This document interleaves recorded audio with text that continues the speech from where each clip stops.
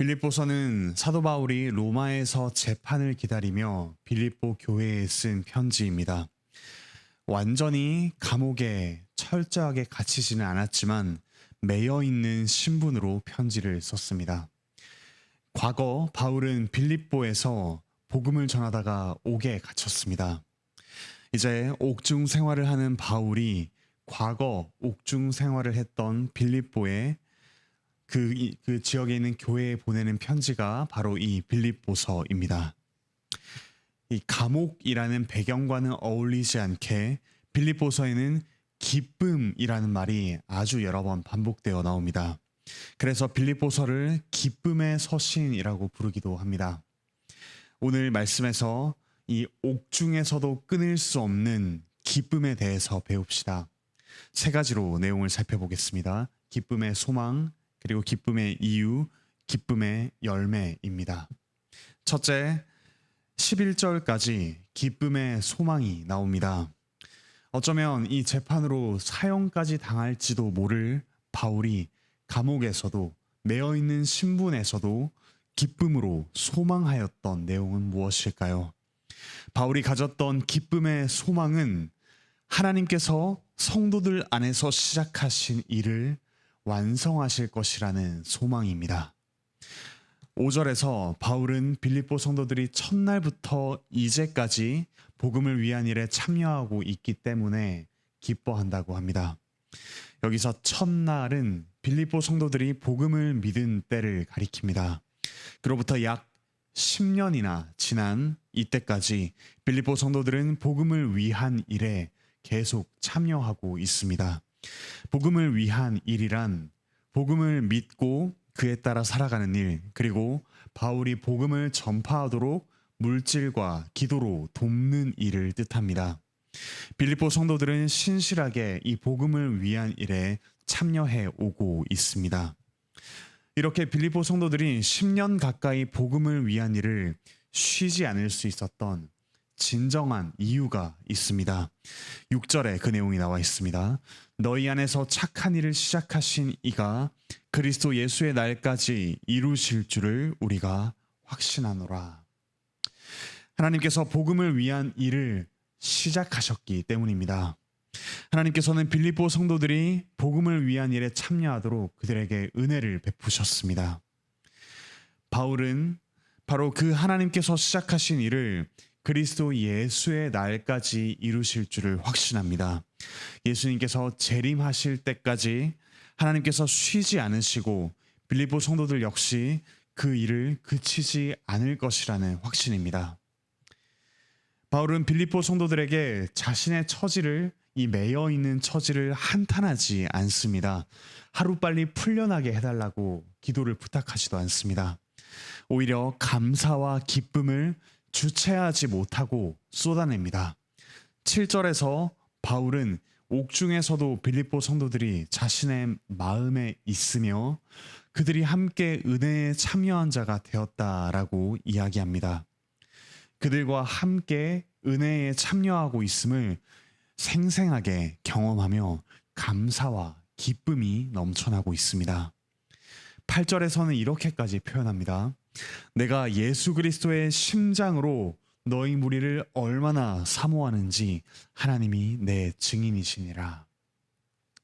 마치 예수 그리스도께서 그분의 백성들을 사랑하는 것처럼 사도 바울이 빌립보 성도들을 사랑하고 있다라는 말입니다. 얼마나 사랑하면 이렇게까지 표현할 수가 있을까요? 바울은 이어서 9절부터 11절에서 하나님께서 빌립보 성도들에게 이루실 일을 원하며 또 그것을 원하는 동시에 기도한다라고 합니다. 지식과 총명으로 그들의 사랑이 풍성해지고 지극히 선한 것을 분별하며 진실하여 허물이 없고 또 예수 그리스도로 인해서 의의 열매가 가득해지는 것, 그래서 하나님의 영광과 찬송이 되는 것, 그것을 간절히 원하며 기도하고 있습니다. 이것이 바울이 옥중에서도 기쁨으로 내다보는 소망이었습니다. 하나님께서 성도들 안에서 시작하신 일을 완성하시리라 라는 소망입니다. 바울 자신은 매여 있지만 결코 매이지 않는 복음이 성도들 안에서 꽃 피울 것이라는 소망으로 사도 바울은 기뻐했습니다. 사랑하는 형제자매 여러분, 여러분의 소망은 어디 있습니까? 상황이 나아지는 것이 소망입니까? 우리의 처지가 바뀌는 것이 소망입니까? 물론 그것을 위해서 우리는 기도해야 합니다. 하지만 나 자신을 넘어서 역사하시는 그 하나님께 소망을 두십시오. 특히 또 다른 형제자매 안에서 복음이 꽃피고 서로가 그리스도를 닮아 하나님의 형상으로 변화해 가는 것을 보고 소망하며 기뻐하시기 바랍니다. 그 기쁨의 소망은 결코 빼앗기지 않을 것입니다. 우리의 상황은 변해도 천지를 창조하신 하나님께서는 그 시작하신 일을 반드시 이루실 것이기 때문입니다.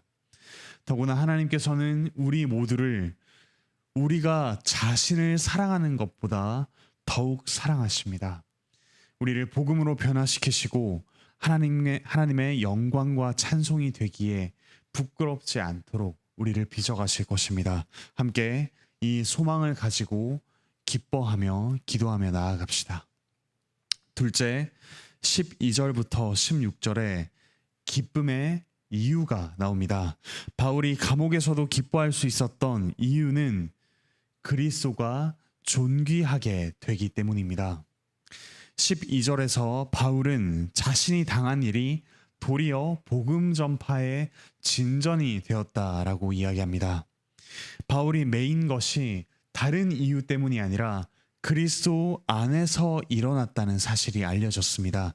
그래서 14절에서처럼 많은 형제들이 담대하게 하나님의 말씀을 전하게 되었습니다. 15절부터 17절을 보시면 누군가는 선한 뜻으로 바울을 사랑하며 복음을 전했습니다. 하지만 또 다른 누군가는 투기와 분쟁으로 바울을 더욱 괴롭게 하기 위해 그리스도를 전파했습니다. 하지만 18절에서 바울은 어떠한 방식으로든 전파되는 것은 그리스도이기에 기뻐하고 기뻐한다라고 이야기합니다. 19절에서 이야기하듯이 빌립보 성도들의 간구와 성령님의 도우심으로 바울은 구원에 이르게 됩니다. 여기서 구원이란 바로 이은 20절을 보시면 그의 몸에서 그리스도가 존귀하게 되기까지 바울의 구원이 완성되어 가는 것을 뜻합니다. 그리스도의 은혜가 드러나고 그리스도를 닮아가며 그 삶을 통해서 그리스도를 존귀하게 하는 것이 여기서 말하는 구원의 의미라고 할 수 있습니다. 바울은 22절부터 23절에서 감옥과 또 이 세상의 매인 육신을 벗어나서 그리스도와 함께 있는 것을 더욱 좋게 여깁니다. 하지만 그는 24절에서 육신으로 있는 이것이 빌립보 성도들에게 더욱 유익하리라 이야기합니다. 빌립보 성도들이 바울을 통해 나타나시는 이 존귀하신 그리스도를 볼 수 있기 때문입니다. 25절부터 26절에서 바울은 다시 빌립보 성도들과 함께 할 날을 기대합니다. 그리스도와 함께하는 그 바울이 이 빌립보 성도들과 다시 함께하면서 그리스도 예수 안에서 성도들의 자랑이 풍성하게 될 것을 바라봅니다. 이처럼 나를 대하는 다른 사람들의 태도가 좋든지 나쁘든지 심지어 내가 살든지 죽든지 그리스도께서 존귀하게 되시는 것, 그것이 그분이 전파되는 이것이 바로 기쁨의 이유입니다. 사랑하는 형제자매 여러분, 여러분은 무엇 때문에 기뻐하십니까? 나에 대한 사람들의 평판이 좋아지면 기뻐하고 나빠지면 슬퍼하십니까? 예, 그럴 수 있습니다. 하지만 우리 안에 계신 그리스도께서 존귀하게 여겨지실 때 우리는 얼마나 기뻐합니까? 또 그분이 비천하게 여겨지실 때 우리는 얼마나 슬퍼하고 있습니까? 함께 그리스도께서 존귀하게 여겨지시는 것으로 기뻐합시다. 우리는 사랑하는 사람이 존귀하게 여겨질 때 뿌듯하고 기쁩니다. 사랑하는 가족, 연인, 존경하는 분이 사람들에게 인정을 받을 때 우리의 어깨도 덩달아 올라갑니다. 하물며 우리를 사랑하셔서 우리를 위해 기꺼이 비천해지신 그리스도께서 존귀하게 되신다면 어떨까요? 우리의 유익을 위해 기꺼이 죄인인 우리와 함께 계신 이 주님이 존귀하게 되신다면 우리는 얼마나 기쁠까요? 나의 모든 성공과 실패, 나의 존귀함과 비천함, 내가 받는 인정과 멸시, 그 모든 것을 통해서 나에게서 그리스도께서 존귀하게 되신다면 우리는 얼마나 기쁠까요? 함께 그리스도께서 존귀하게 되심으로 기뻐하는 우리가 되길 바랍니다.